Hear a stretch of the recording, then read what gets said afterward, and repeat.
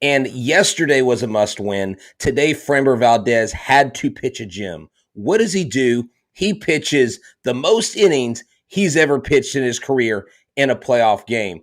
Eric and I are here. We're here to talk about it. This is Locked On Astros. Get ready, boys and girls. The ride's just beginning.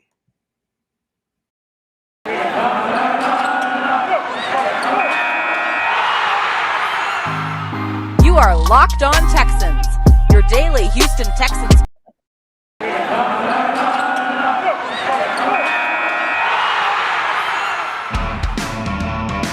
Hello and welcome to Locked On Astros, your daily Astros podcast. Here are your hosts, Eric the Man Huysman and Brett H-Town Wheelhouse Chancey.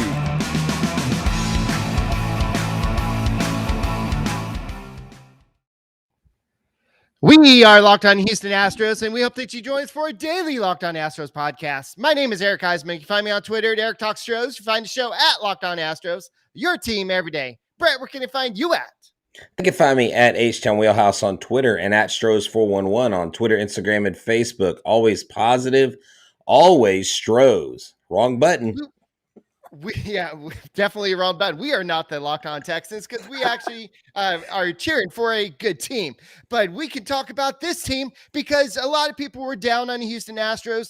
But here we are. Now the Astros are up 3-2. They are one win away from going to the World Series. How do you feel? How do you like them apples, Boston? And so I know all the Boston fans were like, ooh, how do y'all like that, Astros? Ooh.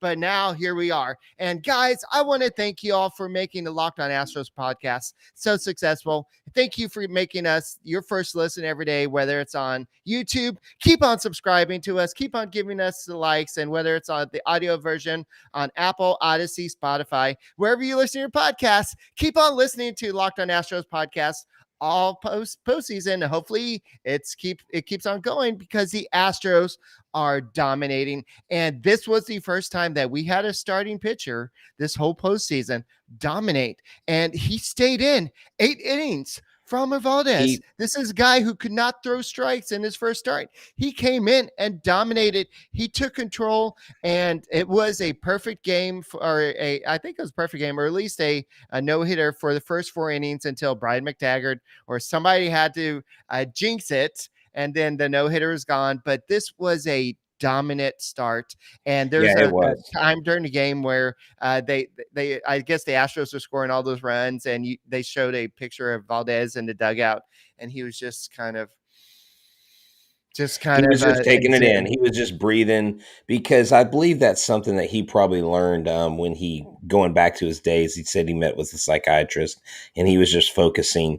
And I was just waiting for the time when Dusty would actually pull him. I was like, okay, don't pull him. Keep him in. He only gave up that one hit early on in the 5th inning that broke up the no-hitter. I didn't realize he had a no-hitter going at that time when the Astros only had a couple hits. But Yordan Alvarez was on fire today. He was a triple away from the cycle. And this offense just did what they needed to do. They backed Valdez up. The Boston Red Sox offense, somebody has kidnapped them and thrown them into a basement, because they have disappeared completely. Like, I've never seen an offense turn on a dime at home and choke away their last possible game of their season at home the way the Red Sox did. Eric, I thought this was going to be a back and forth. I thought it was either going to be a low-scoring affair by both teams or a shootout, and it was neither. It was pretty much a blowout, and the Astros took command early. They never looked back. The Red Sox did not look like the team that beat us in those 2 games, especially that 12-3 victory.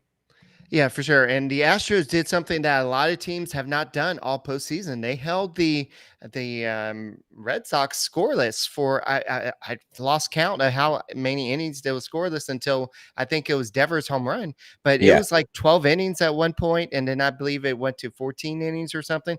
But this is something that the Red Sox offense has been on fire. They went through the Yankees, they went through the Rays, and the Rays were this whatever juggernaut of a team, and the Red Sox, something that nobody thought they would do. And they were trying to do the same thing for the Astros. And the Astros were like, wait, we're actually this good team and you can't do this to us. And they kind of stepped up and they took care of business. And so the Astros are one freaking win away from going back to the World Series. And they have 2 games at home to get that done. That's what home field is. And I've been explaining to this to a lot of people at work, a lot of people on the Twitter. They're like, wait, what's the point of home field if they play 3 games on the road? Well, that's the whole 2-3-2 thing. Right. You get the last 2 games at home, and those Oh last yeah, 2 it's a games big are advantage. critical. Yeah, they are. And, I'm not going to talk about the other game going on, but there's a certain team winning and a certain team losing. We know things could change there. But if we do end up playing the Braves, Eric, we have home field advantage. If we play the Dodgers, we don't. But remember, we didn't have home field advantage the last time we played the Dodgers in the World Series, and we won in LA. So the Astros, I believe, can do it at home or away. What an encouraging game for the Houston Astros team, not only for the relief pitchers, because this is something that I don't think a lot of people are going to talk about, Eric, is Framber Valdez going 8 innings is a relief to the relief pitchers. They've been used a lot. They've been the most taxed out of any team this year. You would think they were trying to be the Tampa Bay Rays on steroids, right? You know how the Rays use all these pitchers? And this is not what typically the Astros do, but they've had this formula that has worked for them. Dusty Baker has managed a phenomenal ALCS, Eric, and this was great. This was a big pick-me-up because the relief pitchers came in, got it shut down last night, and then tonight they didn't have to be relied upon because Valdez was Mr. Reliable, and he looked like himself. And I know there was some banter from Boston media already talking about Valdez maybe had some stuff on his temple, blah, blah, blah. You can't get anything outside of either one of these 2 teams and have success without somebody mentioning some sort of cheating thing. But our friend Wynn was at the game, and I saw on his Instagram, you know what he did? He called security on the guys saying F Altuve, and the security guys from Boston shut it down. They shut that chant down. It's pretty sad that the Boston fans resorted to Yankee fan type behavior. Yeah, and so that's just kind of weird. But I think Altuve almost hit that grand slam. I know it went foul. I know Bregman earlier in the game was giving the Red Sox fans some little heart attack by some close little home runs there. But the Astros were doing something that they weren't supposed to be doing. And Chris Sale has been dominating left-handed hitters all year.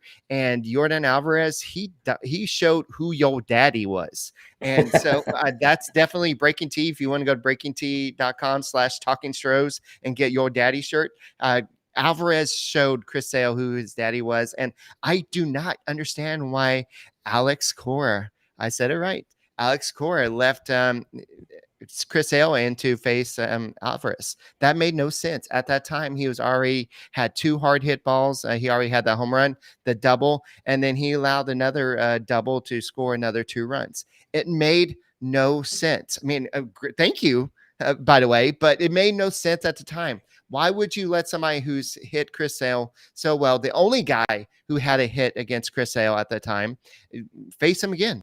That made no sense. Exactly. If you already had somebody, I know it's the whole lefty. Right. I've got to be a good manager. I got to do what analytics said. But in that situation, you've got to go with your gut. And in that situation, that was a bad call by Cora.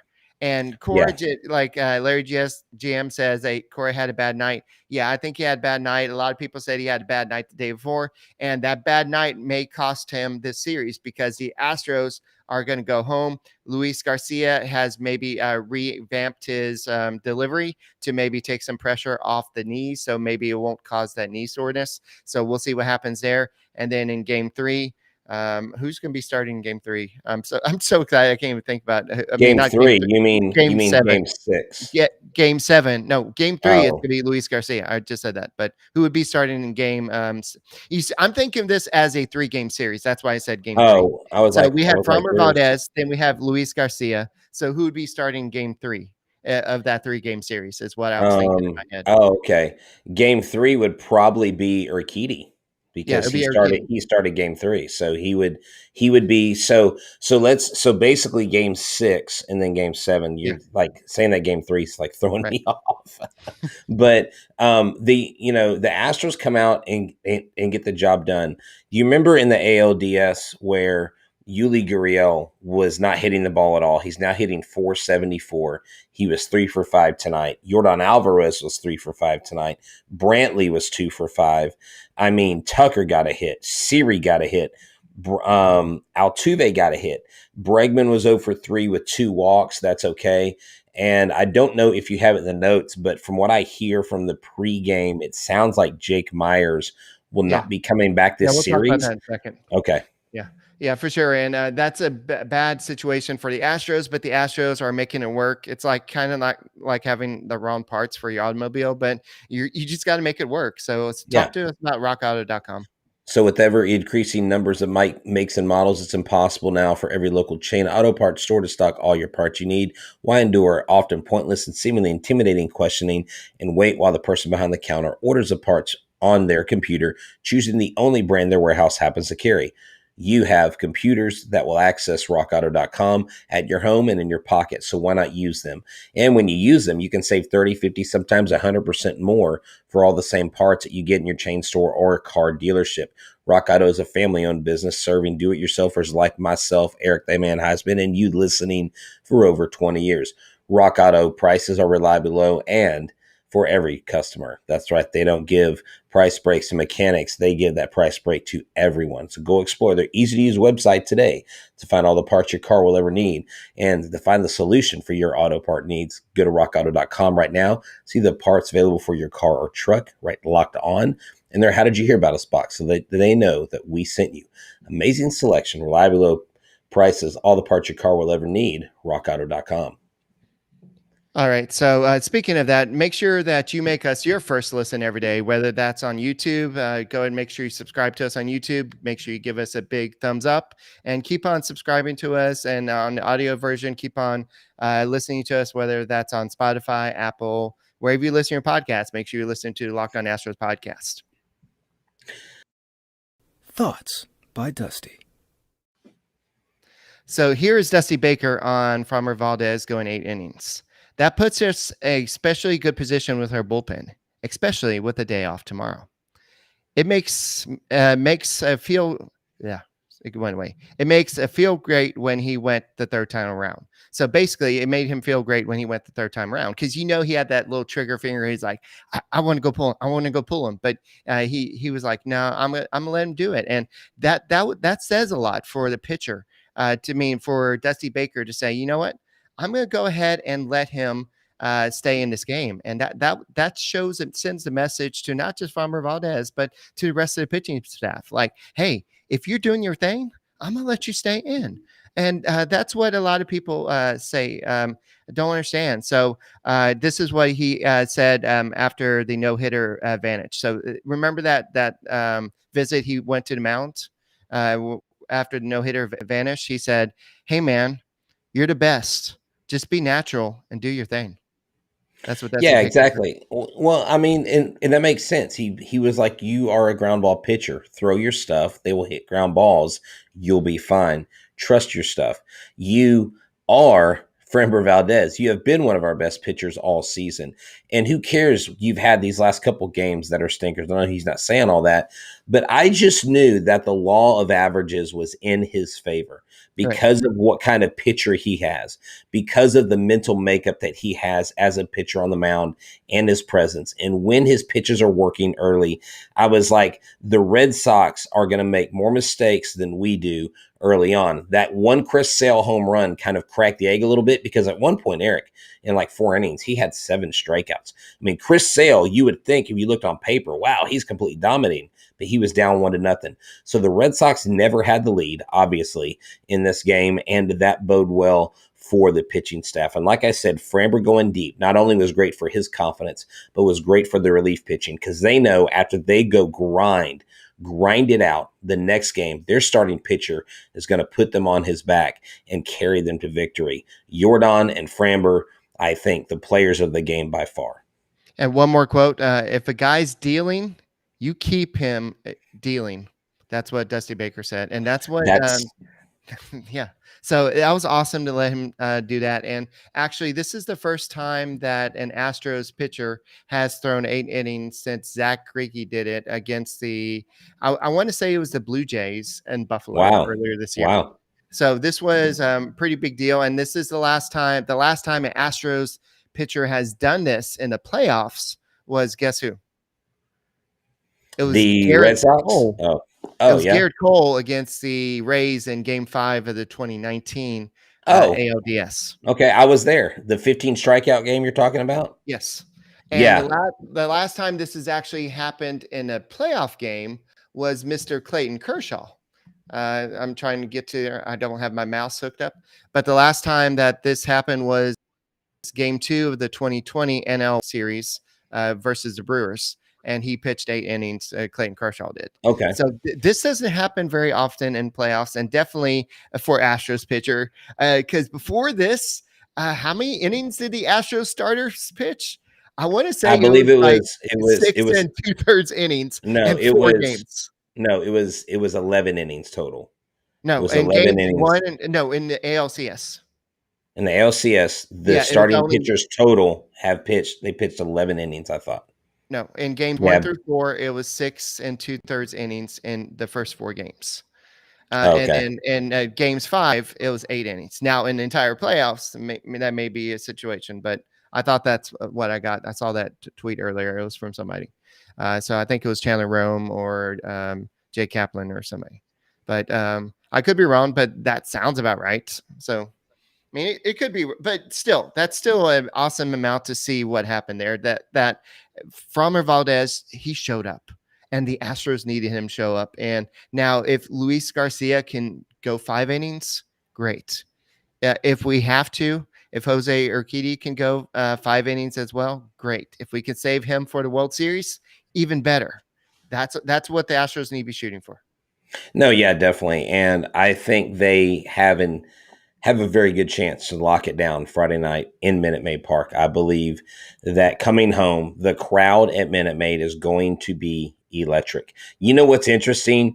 Friday night, the Astros Game 6 ALCS. Friday night, the Rockets home playoff or home regular season opener at the Toyota Center. Downtown's going to be lit. I'm actually not going to be at the Astros game. I'm going to be at the Rockets game. And so there's going to be a ton of people down there.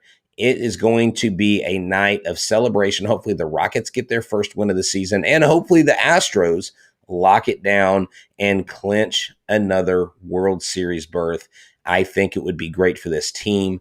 I think you can say what you want. You can throw cheaters. You can throw all kinds of crap at this team all you want to. The bottom line is this year, it is our time, and you cannot doubt what this team's accomplished so far. We still have to finish it. It's not over yet. They still have to finish it.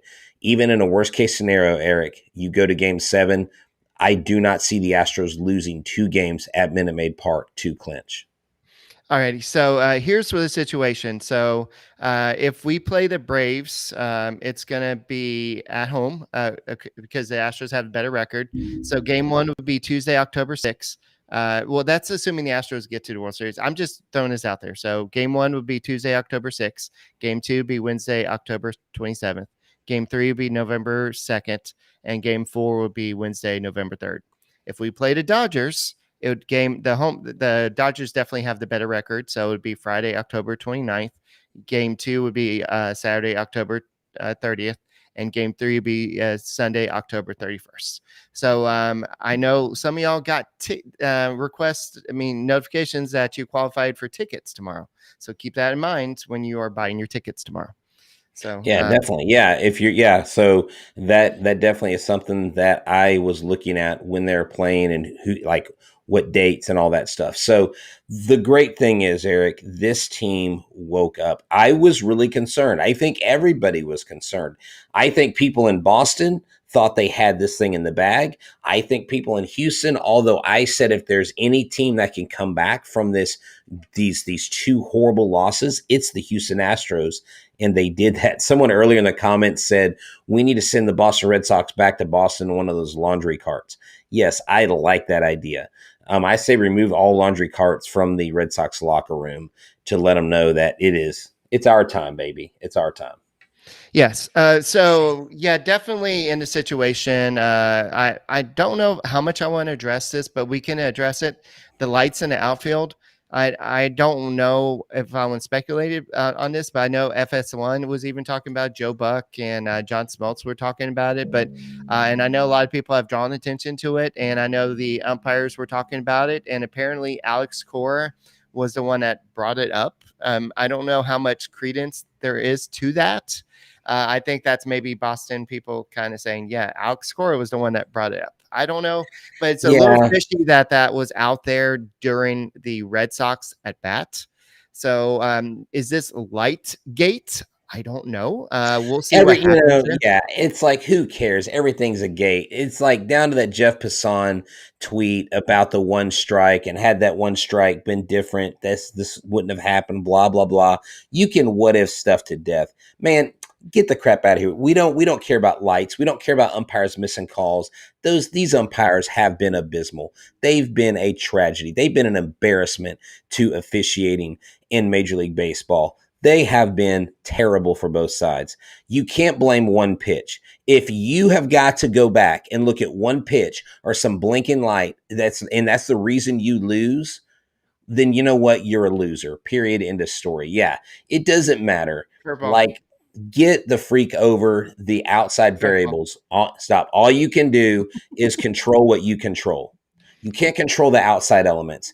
And I am, we know the umpires suck behind the plate. I'm sorry. They are terrible behind the plate. They're either have bad vision, or they've been in the game too long, or they haven't been in the game long enough, Eric, because those balls that they're calling off the plate, they're bad, but they were bad for both sides. I mean, there were Red Sox that got on base in that game where they blew us out. They shouldn't have been on base. There was an inning where they broke the game open in that 12-3 shellacking of the Astros that would have never happened had, I believe, Alex Verdugo been called out on strikes. I'm just saying, like, you can go back and you can nitpick everything. Which team is better? It's the Houston Astros, period. That's it. That's the story. Write the headlines. It's us. We're better. You know what's going through my mind right now? What is betonline.ag saying about who's going to win this series? Because right now, I'm sure the Astros are the favorite. I know the Braves are the favorites to win the World Series right now, but this will be an epic matchup. Remember the old rivalry between the Astros and Braves?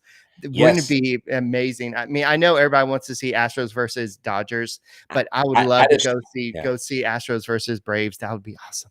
The last time I saw the Astros and Braves playing a playoff game, it was the 18-inning game where they came back and Chris Burke hit that amazing home run. I was there at Minute Maid Park. And my daughter wasn't even 2 at the time. It was amazing. We're back and better than ever with the new web interface and the start of basketball season with more props, odds, and lines than ever before. BetOnline remains your number one spot for all basketball and football action this season.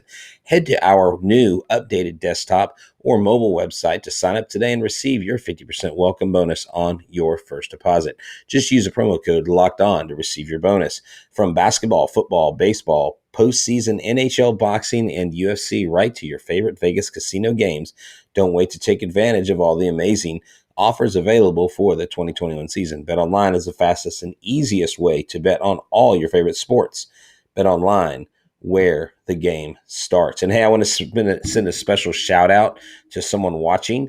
My mother is watching tonight. She this week has had some health complications. She had to go in the hospital. Nothing ended up being too serious, but she's back out. She's at home. She's resting. Love you, Mom. Thanks for supporting our show. I know Eric. I don't know. I think she's starting to like Eric more than her own son. So I've got to win that battle. But hey, thanks, Mom. Love you, and thanks for the support. Go Astros. Our boys did it tonight, didn't they? All right. Yeah. So I thank you, Mom. Yeah. So anyway, definitely the team came through in Boston. I know there's 2 game stretch where the Astros just looked like they're dead in water, and a lot of Astros fans were like, what's going on here? But this team has no quit. And yes, they were down last year 0-3, and they came back to not to make a series of it. And I know everybody was frustrated that the Astros gave up those grand slams, but grand slams are something that it's hard to come back from. The Astros pitching kind of went back to who they are. So who is starting for Game 6? It's probably going to be Luis Garcia. I think he would have been used in this situation if Framber Valdez was exited early in today's game. But in that situation, he actually pitched 8 innings. Way to go, Framber. And then in Game 7, if needed, it's probably going to be Jose Urquidy. But I'm hoping that Luis Garcia is able to go pretty deep, and you have a rested bullpen. I mean, you only had to use Ryan Stanek in this game, and Ryan Presley got. Did I say name wrong? Or no, I said. So anyway, it's been a long day. It's okay. Yeah. Well, they had Presley warming up, but then I was like, why are you using Presley? I know they have a day off. Put someone else in there. They wanted to just get him some time too. So that's anyway, true. Yeah. Oh, did you see at the end of the game where Carlos Correa had his arm around Jeremy Pena and Jake Odorizzi? And he's just like I'm sitting there going, this guy can't be on another team. Like, he is a Houston Astro. Like, he brings everybody into the fold. I mean, I don't know that Carlos Correa did it consciously, but subconsciously he's like, come on, Jake, you're still one of the guys. Like, Jeremy, you're on the taxi squad. You're one of the guys. Like, we're a team. This is a brotherhood. And I love this team. I love what this team does for each other. I love to see Astros fans going out. One of my buddies from high school was out there. Kevin was there for both games. I think Apollo Dez was out there. Din Man was there. I mean, Wynn was there. I mean, all these people that we know and that we've met several times at the game, just huge Astros super fans out there supporting our team. And that's great to see. Next year, I'm getting to a game on the road, and I would love to go to Boston. I think we should do a Locked On Astros from the Red Sox. We got to start planning something like that, bro. It would be so much fun. Well, you don't know who we're playing in ALCS next year, dude. No, I'm just talking about regular season. No, I'm just talking about regular season, not necessarily playoffs. Let's just get this show on the road, baby. Yeah, for sure. So I think that the Astros, I think this is the real Astros. This is the team that we expected to see. I think that they took I don't know what happened. I think the Grand Slams, especially when you give up 2 Grand Slams, that kind of deflates them a little bit, deflate gate or something a little bit, I guess we should say. But this game, the Astros had the upper hand, I would say, not from the start, but Chris Sale pitched great. He was throwing a no-hitter except for Yordan Alvarez's home run, and he looked great. He was throwing 98 miles per hour. This was the hardest he's thrown since his Tommy John surgery. So he was dominating, and then you had Framber Valdez dominating. This was a pitcher's duel. But then Chris Sale got knocked out, and then the bullpen came in, and then the Astros scored runs. And so the Red Sox have seen that the Astros can score too. So it's not just, yes, they are good at scoring runs, but so are the Astros. And I think that one of the Astros players said it after the Game 4 win. They said the momentum has shifted back to the Astros. And I think we saw that in this game. Yeah, it was like I said, like, I love baseball because these are the type of wins that don't really hinge on one player, and one player can alter a ball game. You can get a walk-off hit or whatever. One pitcher can dominate, but it takes everybody involved, because not only does the pitcher have to pitch, but the offense has to show up. And like, we were a little worried the game before, like, okay, the Red Sox only have 2 runs. You've got to capitalize here. And it's just great to see, Eric. I think that's a great description. This is the team that the Astros are. They're not front runners, and they're not come from behinders. They're both. They love to be in front, and they love to come from behind. They love to be the apex predator. They love to have their backs against the wall. This team's character is so versatile, and there's not many teams that have the amount of character that our team has. And yes, I'm using the word character in the same phrase as I'm talking about the Houston Astros, because despite what you may think, haters and fans of other teams, this team has a clubhouse culture that is second to none. And I want to just thank those in the clubhouse that set the tone. Thank you for doing that. Martin Maldonado, thank you for doing that. Carlos Correa, thank you for doing that. It's great to see it. Yeah. So a lot of people are asking who's starting for the Red Sox. It's going to be Nathan Eovaldi. And a lot of people are Yes. like, well, why did Cora do that? Why did he put him in game 4? Well, a lot of starters throw in between starts. And that's what Eovaldi did. He was throwing in between starts. And I said this in the podcast the other day. They're like, hey, do you want to throw inning? And because he is one of their best pitchers. And so they're like, hey, do you want to throw a bullpen in the game? He's like, sure. So that's what happened there. So was it the smartest decision? No. I think it was Alex Cora just kind of going, look, he dominated the Astros, so we want to get this. We want to make sure we get this. We want to hold the Astros there. I forgot. I think they're tied at that time, so we want to make sure we limit the Astros here, and it backfired. Cora played a hunch, and it didn't work. So Cora played a couple of hunches in this game. It didn't work. So, I mean, I'm sure you can say that that Baker's played some hunches. It didn't work in the same time. But does that mean that Evaldi's going to be rusty or affected in this in Game 6? No. He could be just as dominant in that game. So what y'all need to do, I know we're going to do a podcast tomorrow, and we do have a special guest.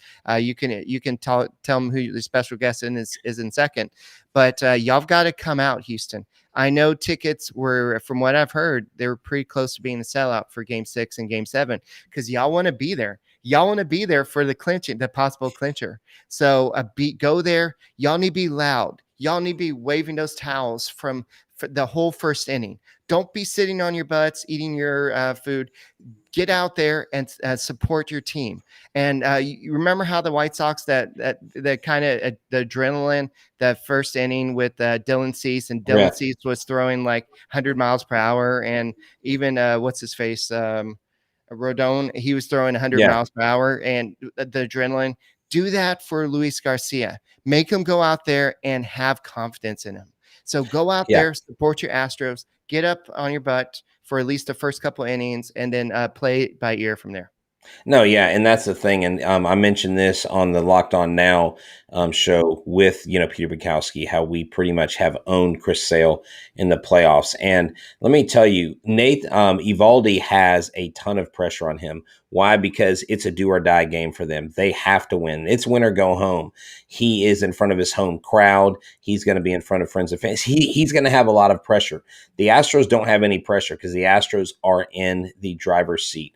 And this crowd, I believe, like was mentioned earlier, I didn't see who put it up there. Eovaldi is going to pitch with that urgency, but I don't think he's going to be able to overcome this crowd, Eric. I've been in this stadium when we've had epic games, both DS and LCS games, and there's nothing like the Minute Maid Park atmosphere. There's nothing like that stadium closed and this team firing on all cylinders.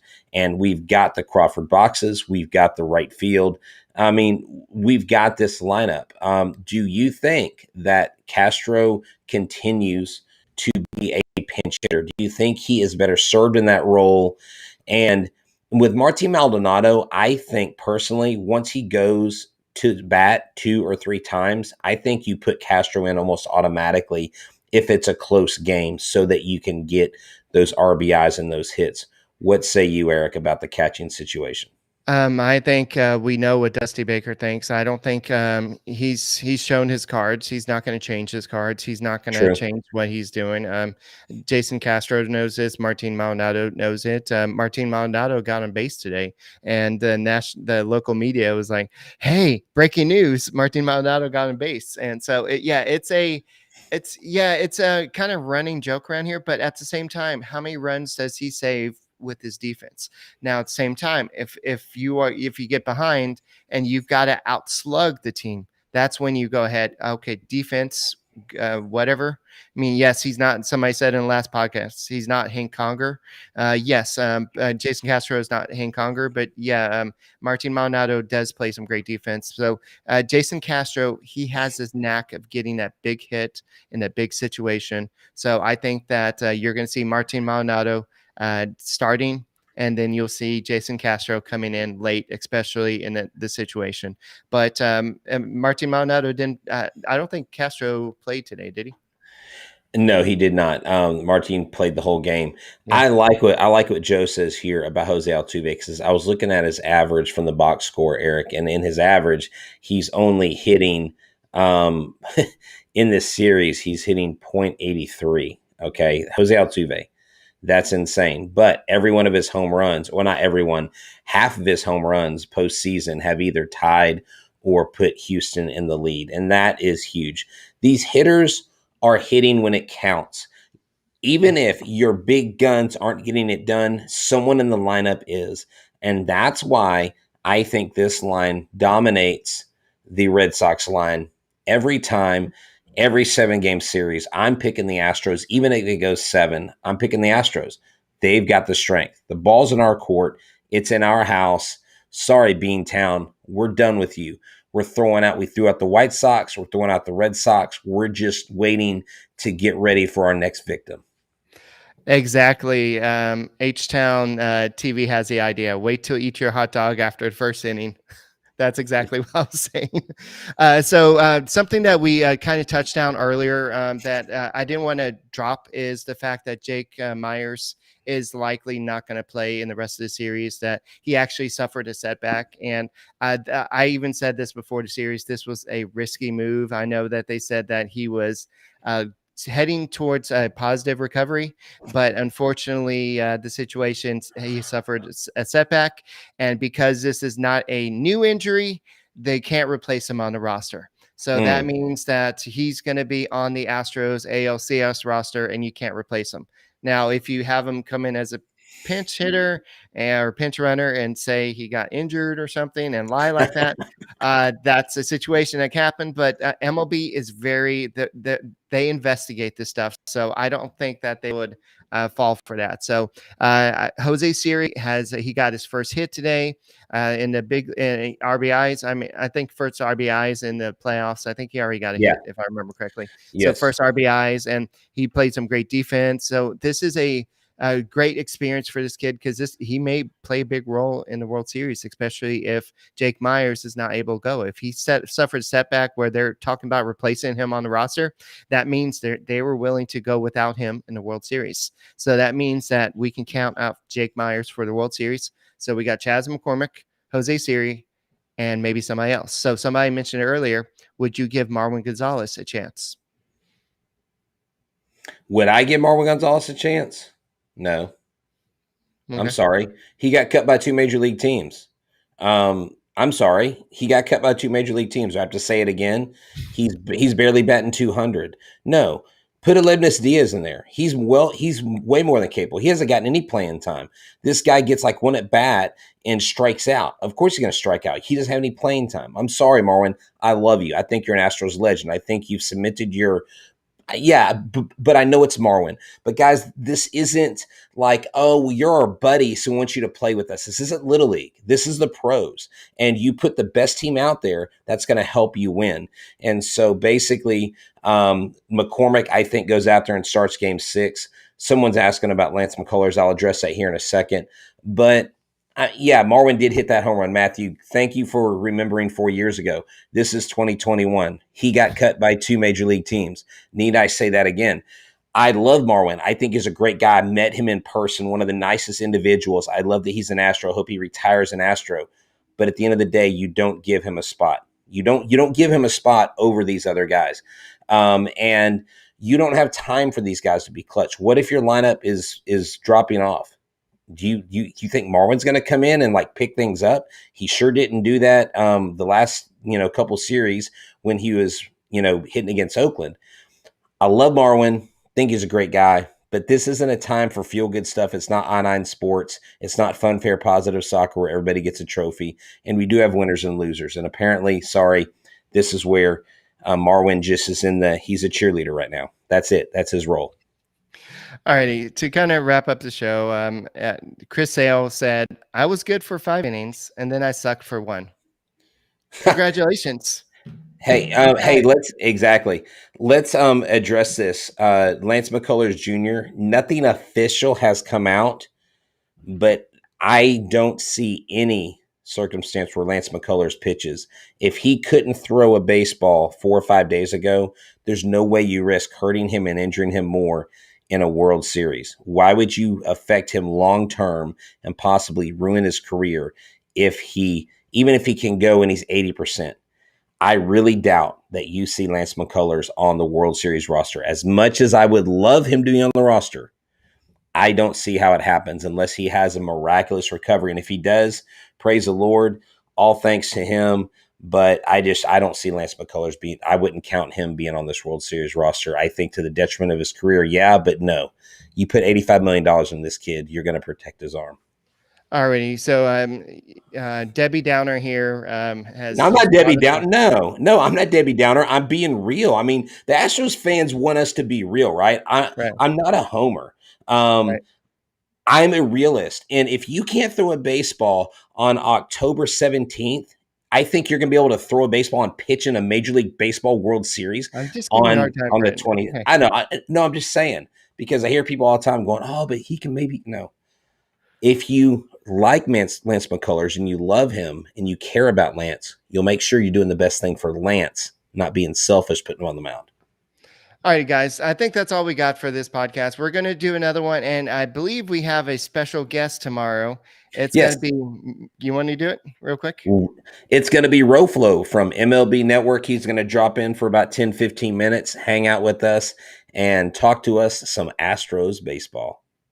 All right, so Robert Flores is going to be joining us, and last time he joined, it was super fun, so make sure you join. We'll go and go live for that one. And guys, make sure you keep on subscribing to us on YouTube and keep on liking us, and keep on listening to audio version, whether it's on Apple, Spotify, wherever you listen to your podcast. Keep on listening to Locked On Astros podcast, and make sure you check out Sully over at the Locked On MLB podcast, and we'll be back tomorrow with another look at preview of Game 6 of the ALCS. One win away, baby. One win away.